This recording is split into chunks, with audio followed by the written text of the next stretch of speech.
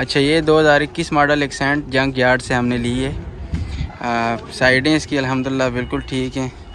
और ये आप देखें 2021 मॉडल है, 50,000 किलोमीटर ये चली हुई है। फ्रंट इसका लगा हुआ है। फिर जब इस तरह गाड़ियाँ लग जाती हैं तो लोग जो है जंक यार्ड वालों पे बेच देते हैं। तो यहाँ से ये मैंने गाड़ी ली है। अब इसको हम जाके इसकी जो डेंटिंग पेंटिंग है वो इसको करवा के फिर इसको हम गुड्डी बना देंगे इंशाल्लाह। चेन ब्लॉक फंसा के तो इसके साथ ये देखें अभी ये हो रही है, सीधी हो रही है इधर से।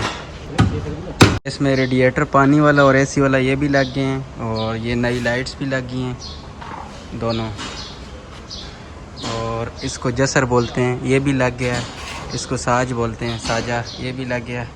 और अभी इसका क्या रह गया जी, ये वाइपर के पानी वाला टैंक ये वाला रहता है। बैटरी भी हमने लगा दी इसकी। गाड़ी अभी स्टार्ट है अल्हम्दुलिल्लाह।